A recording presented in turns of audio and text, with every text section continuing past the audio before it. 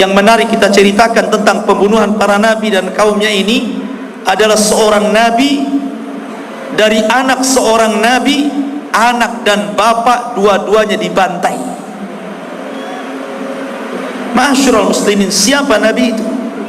Pertama Zakaria dan putranya Yahya, dua-duanya dibantai. Bagaimana kisahnya? Ma'asyiral muslimin yang dimuliakan Allah Subhanahu wa taala, kita tahu bahwa kalau kita cerita tentang Nabi Zakaria ataupun Nabi Yahya, berarti kita terbayang dengan Baitul Maqdis, karena kedua nabi ini adalah orang yang memakmurkan Baitul Maqdis, hidup di zaman Nabi Isa alaihi salatu wassalam. Karena kelahiran Yahya itu hanya beda 3 bulan dengan Nabi Isa. Yahya dulu baru Isa. Artinya bahwa ketika itu hidup 3 nabi, Zakaria, Yahya, Isa, tetapi berbeda-beda daerah. Kalau Yahya itu ditugaskan di Urdun, mungkin sekarang disebut dengan Yordania, masih daerah Syam. Ma'asyiral muslimin yang dimuliakan Allah Azza wa Jalla, kematian Nabi Yahya ini adalah kezaliman penguasa. Kezaliman penguasa. Padahal Nabi Yahya alaihi salatu wassalam ini orangnya baik. Perhatikan sifat-sifat yang Allah berikan kepada Yahya. Allah menyebutkan dalam Al-Quran, dalam surah Maryam ayat 12 sampai 14, Ya Yahya khudhil kitaba biquwwatin wa atainahul hukma sabiyya. Wahai Yahya, ambillah kitab itu, maksudnya Taurat, dengan kuat, dan kami berikan kepada Yahya itu kebijakan dalam menyampaikan hukum sejak kecil. Artinya Yahya itu sudah diangkat menjadi nabi sejak kecil. Kalau Nabi SAW diangkat setelah 40 tahun kan, ini sudah sejak kecil sudah diangkat jadi nabi. Makanya dikisahkan di usia anak-anak Yahya ini selalu diajak main oleh kawan-kawannya. Anak-anak kecil kan suka main gitu kan, apalagi usia 7 tahun, 8 tahun kan suka main. Tapi Yahya mengatakan apa? Innama lastu, sesungguhnya saya tidak khuliqtu bil la'ibi, sesungguhnya saya tidak diciptakan untuk main-main. Kalau kalian main-main silahkan, tapi saya diciptakan bukan untuk main-main. Oh, kalau ada anak kecil kayak gini mantap. Justru anak kecil sebaliknya, saya diciptakan untuk main-main katanya. Tapi ini tidak. Dia mengatakan saya diciptakan untuk beribadah, bukan untuk main-main. Makanya Yahya itu sedari kecil dia betul-betul mengikuti gaya bapaknya Zakaria. Walaupun Yahya ini sebenarnya kelahiran yang aneh. Kenapa? Karena bapaknya usianya 100 tahun, ibunya 90 tahun, dinyatakan mandul. Tapi karena nilai sebuah doa, Allah kabulkan, dan juga berlomba-lomba dalam kebaikan Zakaria. Akhirnya Allah Subhanahu wa ta'ala kabulkan, punya anak namanya Yahya. Kemudian Allah mengatakan wahananan min ladunna, kami berikan hanan. Hanan itu biasanya dipakai dalam kalimat kasih sayang ibu kepada anak. Hananul walid liwalidihi, kasih sayang ibu kepada anak. Saya kira seorang ibu, saya yakin sangat sayang dengan anak. Tetapi Nabi Yahya alaihi salatu wassalam, Allah berikan sifat keibuan, seolah-olah dia sayang dengan bapaknya Zakaria, karena Zakaria sudah tua. Makanya diberikan sifat itu. Makanya di akhir ayat Allah mengatakan wa barran biwalidayhi, dan Yahya itu orang yang paling berbuat baik dengan orang tuanya. Wa hananan min ladunna, wa zakatan, orangnya bersih hatinya, wa kana taqiyya, orangnya takwa, wa barram biwalidayhi, orangnya berbuat baik kepada orang tua. Lihat, ini orang baik, kenapa bisa dibunuh? Walam yakun jabbaran asiyah, dan dia bukan orang sombong dan bukan ahli maksiat. Dari sini ikhwatu fillah muliakan Allah azza wa jalla. Makanya heran ketika Nabi Isa alaihi salatu wassalam dihabarkan tentang kematian Yahya yang sangat sadis, dia pun sedih dan terus menangis atas kematian Yahya itu. Ceritanya begini, di Damaskus itu ada seorang raja zalim namanya Haddad ibn Hadar, raja zalim. Tapi walaupun demikian, kalaupun ada apapun, raja ini terkadang juga minta fatwa kepada Yahya alaihi salatu wassalam. Allah takdirkan dia suka dengan salah satu wanita. Sayangnya wanita ini masih mahramnya, sehingga dalam syariat Yahya haram, tidak boleh menikah dengan orang yang ada hubungan mahram. Sama di syariat kita juga sama. Tetapi karena orang tua gadis ini, karena dalam riwayat ini, dalam riwayat yang lain ceritanya, raja ini punya istri, istrinya sudah tua. Kemudian dia punya anak, tapi bukan dari sang raja, dari bapak yang lain. Anak ini cantik. Lah si raja ini sudah tidak mau lagi sama istrinya karena sudah tua, jelek. Akhirnya sama istrinya itu disuruh nikah dengan anaknya, tapi bukan anak sang raja, dari laki-laki lain. Ada yang mengatakan bahwa yang dinikah itu putri bibinya, dan dalam syariat mereka tidak boleh. Kemudian akhirnya karena ibundanya ini sangat rakus kekuasaan, sangat rakus dengan kekayaan, sangat ingin menguasai kerajaan, akhirnya dia dorong terus putrinya supaya nikah dengan raja. Disuruh dandan cantik-cantik, disuruh ngerayu. Akhirnya sang raja pun tertarik dengan wanita itu dan tergila-gila. Yalah, antum saja kalau dirayu perempuan, jangankan yang cantik, yang jelek saja kelepek-kelepek.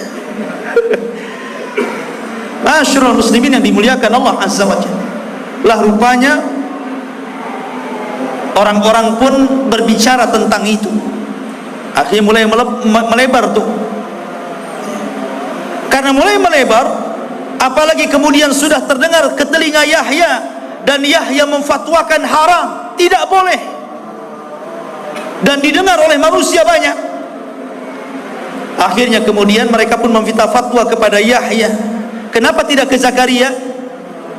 Karena Yahya itu dikenal kelembutannya. Dia nggak mau ke Zakaria, ke bapaknya, dia mau ke anaknya. Tapi namanya hukum tidak kenal keras atau lembut. Kalau haram ya haram, mau ngomong haram ataupun haram sama saja. Itu kan hanya kata teriak dengan kata lembut saja kan, ya. Tetap saja haram. Kemudian akhirnya karena sudah diharamkan oleh seorang nabi, wanita ini kemudian tidak mau dinikahi. Tapi sang raja sudah tergila-gila masalahnya, dia tetap ingin mau menikahi wanita itu. Disinilah dimainkan oleh siasat wanita busuk itu. Kata wanita ini, baik, kalau engkau menginginkan diriku menikah dengan diriku, maka maharnya kepala Yahya bin Zakaria. Syaratnya itu. Karena raja sudah tergila-gila, macam mana kan? Maka dia pun mengutus pasukan untuk mendatangkan kepala Yahya bin Zakaria. Datanglah pasukan besar. Dalam riwayat bahwa Yahya itu dibunuh sedang berada di Baitul Maqdis dan sedang sholat dalam mihrab. Pasukan ini datang, kemudian ditangkap, betul-betul dimutilasi, dipotong kepalanya, kemudian kepalanya dibawa dan diletakkan di piring emas, kemudian dibawa ke istana. Sementara jasad Yahya ini dikirimkan kepada ayahnya Zakaria yang sudah tua renta. Anda bisa bayangkan, tiba-tiba Anda sudah tua, dikirimkan jasad anaknya tanpa kepala. Tentu sedih Zakaria ini. Akhirnya kemudian kepalanya ini dibawa ke istana.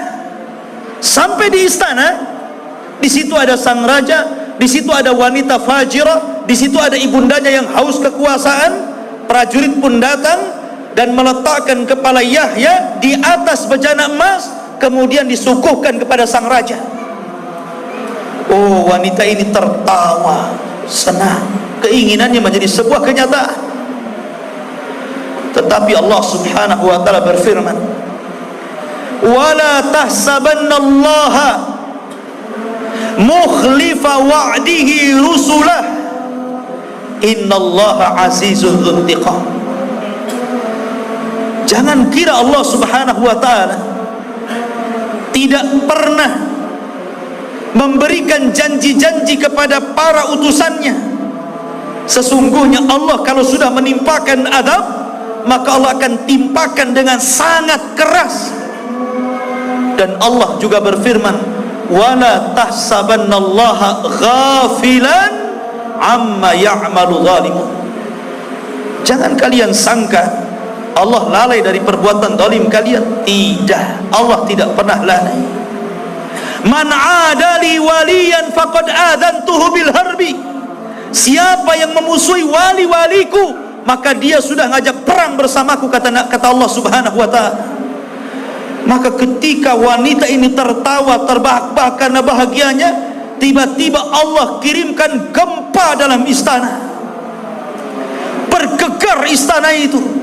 Rupanya tanah yang diinjak wanita itu terbelah, akhirnya wanita itu terperosok, sedikit demi sedikit masuk jasadnya, sehingga ketika sudah sampai kepala, tiba-tiba bumi itu merapat dan menjepit kepalanya. Sampai di sini, tinggal kepalanya saja. Maka orang-orang pun berteriak, apa yang kalian lakukan? Yang kalian bunuh ini seorang yang saleh, seorang nabi, kenapa kalian bunuh? Kama tadinu tudan. Sebagaimana kalian sudah memenggal orang ini, penggal kepala wanita itu. Penggal kepala wanita itu. Maka lekaslah para prajurit mengambil pedangnya dan menebas kepalanya, kemudian membawanya. Al jaza min jinsil amal. Sebagaimana dia sudah menebas kepala Yahya, maka sekarang dia ditebas kepalanya. Ma'asyiral muslimin, selang beberapa waktu dari peristiwa itu, kemudian orang pun membicarakan tentang kematian Yahya. Datanglah pasukan besar, pasukan yang dipimpin raja yang paling zalim di dunia, Bukhtun Nasr. Dan sering saya katakan, di dunia ini hanya ada 4 raja yang pernah menguasai sebagian besar dunia. 2 mukmin, 2 kafir. Sulaiman dan Dzulqarnain mukmin, Namrud dan Bukhtun Nasr. Ini dua-duanya raja zalim. Selang beberapa waktu setelah pembunuhan Nabi Yahya, datang pasukan Bukhtun Nasr, kemudian menghancurkan negeri Damaskus dan membunuh 75,000 manusia dibantai. Lihat. Dan itu Allah Subhanahu wa taala isyaratkan dalam Al-Qur'an. Allah Subhanahu wa taala berfirman, wa qadayna ila bani Israil fil kitab la tufsidunna fil ardi marrataini wa la ta'luwanna uluwan kabira. Dan Allah berfirman, kami telah pastikan, kami telah putuskan kepada Bani Israel, dan itu tercatat dalam kitab Taurat, sungguh mereka akan merusak 2 kali di permukaan bumi, kemudian mereka akan sombong dengan sombong yang sangat besar.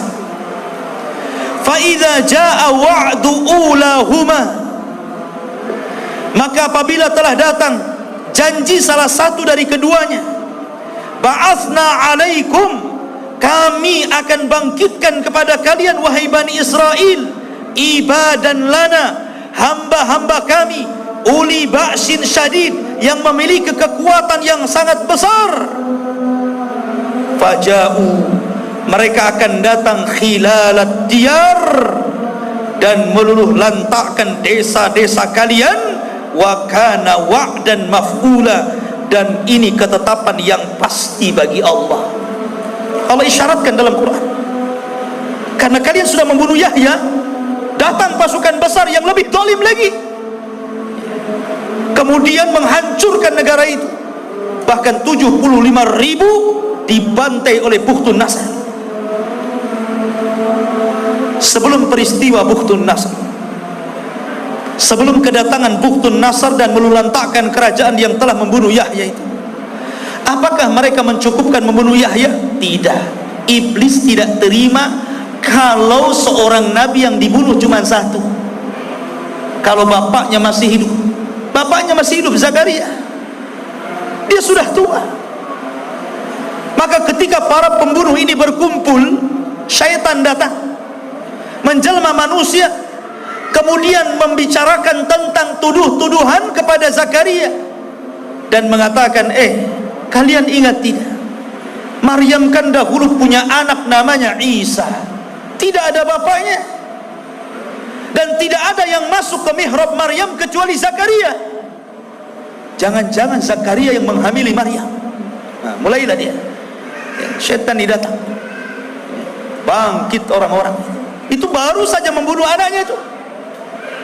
Akhirnya mendengar bahwa Zakaria akan dibunuh, Nabi Zakaria pun sembunyi ke dalam hutan. Kemudian dalam hutan tersebut ada satu pohon yang menolong Zakaria, disuruh sembunyi dalam pohon itu. Tiba-tiba pohon itu belah, dan itu mukjizat Zakaria. Masuklah Zakaria di situ. Namun sayangnya iblis datang. Ketika Zakaria masuk, bajunya kemudian ditarik sedikit, sehingga ketika pohon itu rapat, nampak tuh ada bajunya sedikit saja.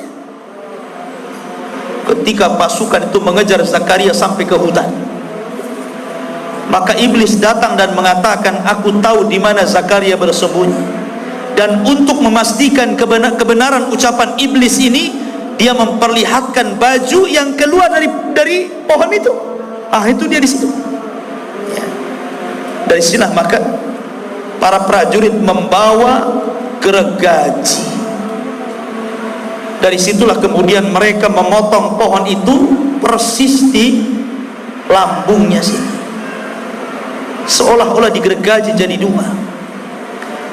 Namanya manusia ya kesakitan lah, walaupun dia seorang nabi, karena dia bukan malaikat. Zakaria sempat dia kemudian berteriak kesakitan, tetapi Allah subhanahu wa ta'ala berfirman, ya Zakaria, kalau engkau terus berteriak karena kesakitanmu, la khusifa bihimul ardu, tentu bumi akan ditimpakan kepada mereka untuk menelannya. Setelah Zakaria tahu kalau dia sampai terus meneriakkan rasa sakitnya, kaumnya akan ditelan bumi dan akan ditelan oleh bumi yang sangat besar ini, maka dia tutup lisannya dengan bajunya supaya jangan berteriak. Kenapa? Rahmatan li ummatihi, karena masih punya kasih sayang dengan umatnya, masih kasih sayang. Dia berharap walaupun kematian putranya seperti itu, kematian diri seperti itu, masih berharap kaumnya ini sadar, bertobat kepada Allah, diutus kepada mereka seorang Rasul yang menyadarkan mereka. Dan ini mulianya Zakaria yang patut dicontoh siapapun. Ketika kabar kematian keduanya sampai kepada Isa, Isa sedih. Rupanya, apakah sampai kematian Zakaria selesai? Tidak. Mereka pun membidik Isa. Akhirnya mereka mengirim pasukan. Jadi ini bukan semata-mata mahar wanita itu, di balik itu ada kekuasaan politik. Sudah bukan cerita mahar lagi, ini cerita politik di dalamnya. Memang dari dulu mereka benci para nabi dan rasul. Maka mereka mulai membidik Nabi Isa bin Maryam. Mereka kirim pasukan. Tapi Allah takdirkan Isa tidak sebagaimana Yahya dan Zakaria. Isa Allah tolong, karena dia adalah pembawa syariat baru, bukan seorang nabi. Allah harus menjaga syariatnya, jangan sampai terputus dan tidak sampai kepada umatnya. Maka Isa tetap tidak dibunuh, dan Allah angkat yang dibunuh orang yang diserupakannya. Barulah setelah kejadian itu semua, karena begini ya, rusaknya Bani Israel itu setelah wafatnya Zakaria, yang sebelumnya putranya Yahya, itu menjadi rusak tuh Bani Israel itu. Makanya kerusakan itulah didatangkan Bukhtun Nasr. Bukhtun Nasr inilah yang kemudian menghancurkan Syam, Damaskus, sampai kota Palestina ini dihancurkan semuanya. Sampai 75.000 dibantai, anak-anak, wanita, orang tua semua dibantai, tidak dibiarkan hidup. Dan orang-orang Yahudi yang berhasil lari tidak banyak, yang berhasil ditangkap jadi budak, jadi budaknya Bukhtun Nasr. Dan itu Allah hinakan, sehingga Allah subhanahu wa ta'ala berfirman, innal ladzina kafaru, innal ladzina yakfuruna bi ayatillah wa yaqtuluna an-nabiyyina bighairi haqqin wa yaqtuluna alladzina ya'muruna bil qisti minan nas fabashshirhum bi'adzabin alim. Sesungguhnya orang-orang yang kufur dengan ayat-ayat Allah dan membunuh para nabi tanpa ada sebab yang benar, dan membunuh orang-orang yang memerintahkan keadilan dari manusia, kabar gembirakan kepada mereka dengan azab yang pedih. Dalam ayat yang lain, tadi Al-Imran ayat 21, dan Allah mengatakan dalam surah Al-Baqarah 61, wa dzuribat alaihimud dhillatu wal maskanatu wa ba'u bi ghadabin minallah. Ditimpakan kepada mereka Bani Israel kehinaan, kenistaan, kemurkaan dari Allah. Kenapa? Dzalika bi annahum kanu yakfuruna bi ayatillah, karena mereka kufur dengan ayat-ayat Allah. Wa yaqtuluna an-nabiyyina bighairil haqq, dan mereka membunuh para nabi tanpa sebab yang benar. Allah timpakan kehinaan kepada mereka, ikhwan. Dan sampai hari ini orang-orang Yahudi itu memang seperti itu. Mereka bangga dengan membunuh para nabi itu, mereka bangga, sangat bangga. Dan Allah mengatakan, latajidanna asyaddan nas adawatan lilladzina amanul yahud. Tidak ada manusia yang paling keras permusuhannya kepada orang-orang yang beriman melebihi orang-orang Yahudi. Tidak ada. Orang-orang Yahudi itu, mereka memang menghalalkan darah di luar kelompok mereka, di luar agama mereka. Walang tarda ankal yahud walan nasara. Tidak akan ridho orang-orang Yahudi dulu baru Nasrani. Kepada siapa? Kepada kita. Hatta tattabi'a millatahum, sampai kita tunduk dengan ajaran mereka. Tidak, kita tidak mau tunduk. Dan di akhir zaman Nabi SAW mengisyaratkan bahwa kita akan berperang melawan mereka, karena mereka adalah para pengikut Dajjal. Dajjal diikuti 70.000 Yahudi Asfahan. Dan kelak karena mereka sudah membunuh para nabi, Isa bin Maryam akan bangkit membunuh Dajjal, dan pasukannya akan membunuh mereka. Ma'asyiral muslimin yang dimuliakan Allah Azza wa Jalla. Dan banyak lagi kisah-kisah para nabi ini yang masyhur kita ceritakan ya. Karena nabi-nabi itu banyak diceritakan, ribuan para nabi. Cuman sayang 25 nabi dan rasul yang 18 nama disebut dalam surah Al-An'am dan lebihnya di surah-surah yang lainnya, itu pun tidak secara detail Al-Quran menceritakan. Ada sebagian nabi yang disebut nama tapi tidak ada ceritanya. Tapi ada nabi dari awal sampai akhir diceritakan. Ada nabi global saja diceritakan. Tapi yang jelas bahwa Al-Quran ingin mengatakan kepada kita, la nufarriqu baina ahadin mir rusuli. Kita tidak boleh membeda-bedakan para nabi dan rasul kepada siapapun mereka diutus Allah Subhanahu wa ta'ala. Wallahu a'lam bishawab. Mudah-mudahan manfaatnya. Subhanakallahumma wa bihamdika asyhadu an la ilaha illa anta astaghfiruka wa atubu ilaik. Allahu ta'ala alam. Assalamualaikum warahmatullahi wabarakatuh.